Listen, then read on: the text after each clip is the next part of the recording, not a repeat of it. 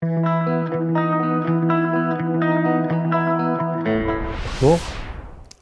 nous continuerons sur les différentes classes d'enzymes. On avait dit il y a oxydoréductase, transférase, hydrolase, lyase, isomérase et ligase. Rapidement, l'oxydoréductase, elle permet le transfert d'électrons. C'est de la chimie. Transférase, transfert de groupes chimiques. Hydrolase, c'est des réactions d'hydrolyse, transfert de groupes fonctionnels à l'eau. Lyase, addition de groupes sur des doubles liaisons ou formation de doubles liaisons par soustraction de groupes. Quand vous soustrayez des groupes, vous formez des doubles liaisons.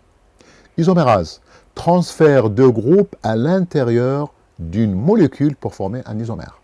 Donc c'est juste dans la même molécule, il y a un petit déplacement pour former une autre molécule qui est un isomère, qui a beaucoup de choses en commun, mais qui est différent. Et puis des ligases, on les appelle synthétases aussi. Formation de liaisons type carbone-carbone, carbone-soufre, carbone-oxygène ou carbone-azote, par réaction de condensation. Ceci nécessite la fourniture d'énergie, généralement l'ATP, l'adénosine triphosphate, qui est fournie par une deuxième réaction. Souvent, ces réactions se font, on dit, réactions couplées, deux réactions. Une réaction et l'autre qui fournit de l'énergie. Alors là, quelques exemples. Pour les oxydoréductases, on a la fameuse enzyme, l'alcool déshydrogénase. C'est une oxydoréductase. Dans un sens, il fait une oxydation, dans l'autre, il fait une réduction. On prend l'éthanol, l'alcool, par exemple, des hydrogènes, on lui en haute des hydrogènes, et on obtient l'éthanol, qui est un aldéhyde. Il y a la lactate déshydrogénase aussi. Hydrolase, les amylases, isomérase, glucose, 6-phosphate, pour obtenir le fructose, 6-phosphate. Transférase, on tiendra l'alanine aminotransférase, enzyme importante dans les réactions de transamination. Transamination, c'est important en médecine aussi, c'est les transaminases qui font ça, surtout au niveau du foie. Donc vous avez un acide aminé, c'est un exemple. Son groupe transaminase, donc le groupement amine, il va être transféré sur une autre molécule, qui est généralement un acide cétonique, qui va accepter la fonction amine. Qu'est-ce qu'on obtient? Un nouvel acide aminé. C'est-à-dire, l'acide cétonique devient acide aminé, et l'acide aminé devient, voilà l'exemple, acide aminé, l'alanine, il va donner son groupement amine à cet acide cétonique, on va dire glutarate pour faire vite. L'alanine, en perdant son groupement amine, va se transformer en acide cétonique, pyruvate, et le glutarate, qui était un acide cétonique, redevient un acide aminé. Lyase, ligase, glutamine synthétase, par exemple, à partir du glutamate, on avait dit, ça nécessite de l'énergie, on obtient l'amide correspondante. On parlera de tout cela quand on verra le métabolisme des acides aminés. Alors, on a assez parlé d'enzymes. On a dit que l'enzyme, il est caractérisé, il est doté d'abord de certaines propriétés, et il est caractérisé par des paramètres cinétiques. En l'occurrence, la vitesse maximale et le Km. Mais c'est bien qu'il soit caractérisé aussi par une activité enzymatique, puisque l'enzyme catalyse une réaction, donc il doit être actif, et pour dire que cet enzyme est très actif, ou pas actif du tout, ou peu actif, il faut que ce soit mesurable. Donc on a introduit l'unité d'activité enzymatique. Je ne vais pas m'attarder sur l'ancienne unité qui est le catal, qu'on n'utilise pas pratiquement, et qui est la transformation d'une mole de substrat par seconde. C'est une unité qui est grande et n'est jamais utilisée, parce que trop grande. On utilise des sous-unités, les microcatales, picocatales, nanocatales, etc.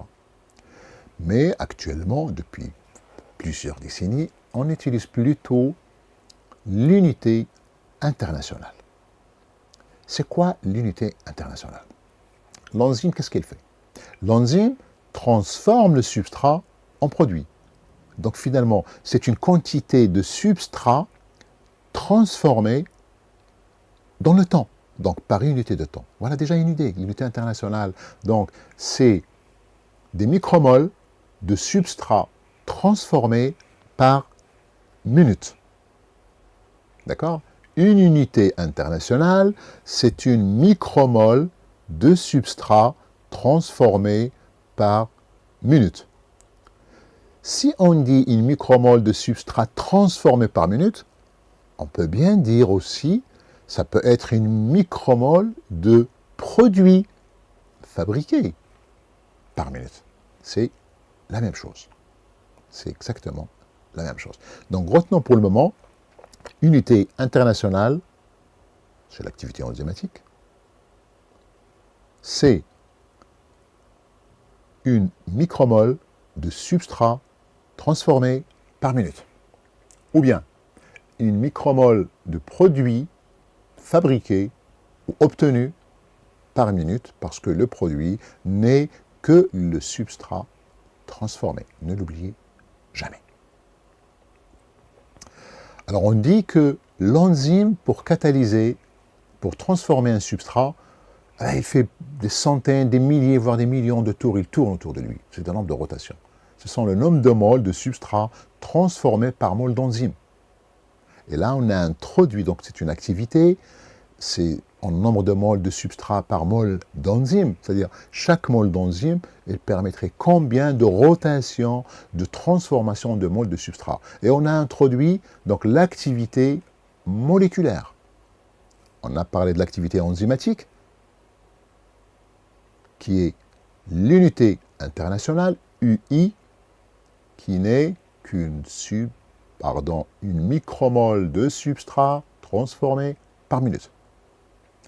L'activité moléculaire, AM, on l'appelle aussi le turnover, TO, c'est le nombre de moles de substrat transformés par mole d'enzyme par minute. Donc finalement, c'est quoi? L'activité moléculaire, finalement, c'est l'activité enzymatique, mais puisqu'elle est moléculaire, donc par mole d'enzyme. Donc l'activité enzymatique, UI, c'est micromoles, on va dire moles de substrat par minute. L'activité moléculaire, c'est des moles de substrat par minute et par mole d'enzyme. Et si on ne connaît pas le poids moléculaire de l'enzyme, pardon, on peut quand même mesurer l'activité spécifique. L'activité spécifique, c'est l'activité enzymatique, donc de UI, unité internationale, mais cette fois par milligramme de protéines purifiées. Milligrammes de protéines. Là, on aura l'occasion de parler de l'extraction et de la purification de l'enzyme. Il y a plusieurs étapes, et à chaque fois, à chaque étape, il faut qu'on dose les protéines et qu'on mesure l'activité enzymatique dans les différentes étapes pour récupérer l'enzyme, mais on en parlera dans une autre séance. Donc, activité enzymatique, unité internationale, micromole de substrat par minute. Activité moléculaire, c'est l'activité enzymatique, donc c'est des micromoles de substrat par minute, mais rapporté à une mole d'enzyme, par mole d'enzyme. Et l'activité spécifique, c'est l'activité enzymatique, donc unité internationale, mais par milligramme de protéines purifiées. Ceci, entre parenthèses, nous permet tout simplement de suivre, de voir l'évolution de la purification de l'enzyme. Alors là, on va voir un petit exemple. Pour entrer, vous verrez, on va faire des petits calculs, très simples. On pose la réaction suivante. CO2, gaz carbonique, plus de l'eau, ça nous donne des H2SO3, carbonate. L'enzyme qui permet cette transformation n'est autre que carbonate déshydratase. C'est une déshydratase. Il ne rajoute pas l'eau, mais il enlève tout. C'est une enzyme du sang, enzyme sanguine. Là, j'ai marqué avec du zinc. Le zinc, tout simplement, il joue le rôle de cofacteur. Les enzymes Donc c'est les protéines, il y en a qui sont protéines à 100%, des holoprotéines, et puis il y en a qui sont partie protéique et une autre partie qui n'est pas protéique. Généralement, on trouve des cofacteurs, c'est des ions métalliques, comme le zinc. Cette réaction est réalisée à 37 degrés et a une valeur de pH voisin de la neutralité. Alors on vous dit que 1 microgramme d'enzyme, la carbonate déshydratase, permet d'atteindre une vitesse maximale qui est égale à 1,2 millimol de gaz carbonique par minute. Ça veut dire quoi? Que 1 microgramme d'enzyme permet de transformer 1,2 millimol de gaz carbonique par minute. Et ça, c'est le maximum de la vitesse de cette réaction. Donc, 1 microgramme permet cela. Donc déjà, quand on rentre dans les microgrammes, dans des quantités d'enzymes ou des concentrations, et ce n'est pas le cas ici, c'est une quantité, déjà, on pense que la question va être où on va chercher l'activité moléculaire. On va s'intéresser, c'est-à-dire, qu'est-ce qui se passe par mol d'enzyme? Une mol d'enzyme, qu'est-ce qu'elle permet? Alors, on vous donne la masse de l'enzyme, qui est 30 000 grammes par mol. Donc, il y a 30 000 grammes par mol d'enzyme. Chaque mol d'enzyme contient 30 000 grammes. Et là, on va voir, il y a combien de moles dans 1 microgramme, puisque c'est le 1 microgramme qui nous a permis la réaction. Enfin, qui nous a permis. C'est 1 microgramme, on vous dit que 1 microgramme d'enzyme a permis une vitesse maximale qui est égale à 1,2 millimol de gaz carbonique transformé par minute. On va voir qu'est-ce qui contient ce microgramme d'enzyme. En mol, on va le transformer, on va le convertir en mol. Calcul simple, 1 microgramme, faites le calcul, contient donc 3,3, 10 puissance moins 11 mol. On peut calculer l'activité moléculaire. L'activité moléculaire, on vous l'a dit, c'est quoi? C'est l'unité internationale, donc c'est l'activité enzymatique, c'est des nombres de moles, que ce soit millimol ou micromol, de substrat par minute, c'est des micromoles, donc il faut toujours rester avec micromoles, mais quand on parle, on dit des moles, pas l'unité, mais par mol d'enzyme. Donc, l'activité enzymatique, c'est la vitesse de la réaction. Et là, on vous dit que la vitesse maximale, elle est de 1,2 millimol de gaz carbonique transformé par minute. Donc, l'activité moléculaire, ou encore le turnover, c'est la vitesse maximale sur le nombre de moles d'enzymes qui ont permis d'atteindre cette vitesse.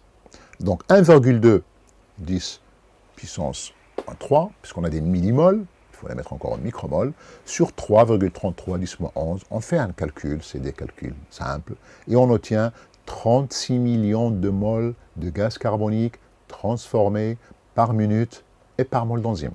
Est-ce que vous réalisez? La carbonate déshydratase permet la conversion de 36 millions de moles de gaz carbonique par minute et par mol d'enzyme. C'est une vitesse, l'activité moléculaire. Donc, c'est-à-dire que l'enzyme catalyse l'interaction de 36 millions de molécules de gaz carbonique par minute et par mol d'enzyme. L'activité moléculaire est une vitesse.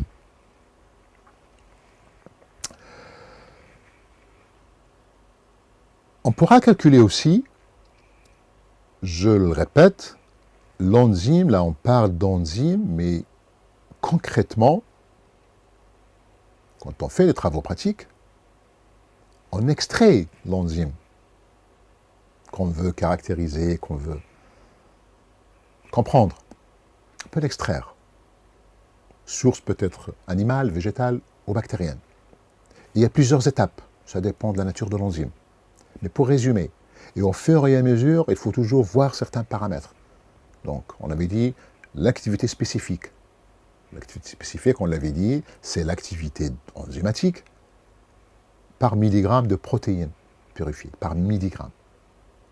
On peut calculer le rendement pour voir est-ce que l'enzyme se purifie au fur et à mesure ou non.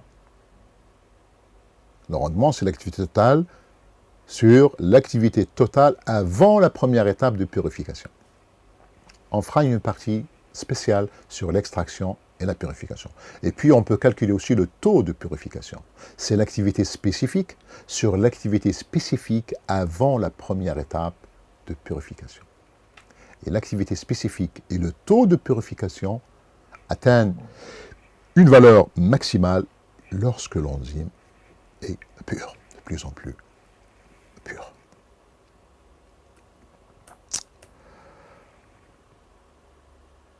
Équation de Michaelis-Menten. Vitesse Vmax S sur Km plus S. Des paramètres cinétiques qui sont vitesse maximale et le Km. Il y a une signification. C'est quoi la signification physiologique de la vitesse maximale? La vitesse maximale, ça veut dire quoi? Si elle est maximale, c'est qu'elle est constante, même si vous augmentez la concentration de substrat. Ceci est très important pour la cellule, pour maintenir sa propre constante dans un environnement qui est variable, qui lui n'est pas constant. Et c'est important. C'est-à-dire, le métabolisme, c'est un ensemble de réactions. Si ce n'est pas régulé, s'il n'y a pas une vitesse maximale, ça va être du n'importe quoi.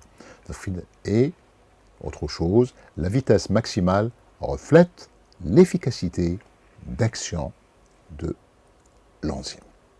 Alors, je vous remercie encore une fois pour votre attention et à la prochaine fois.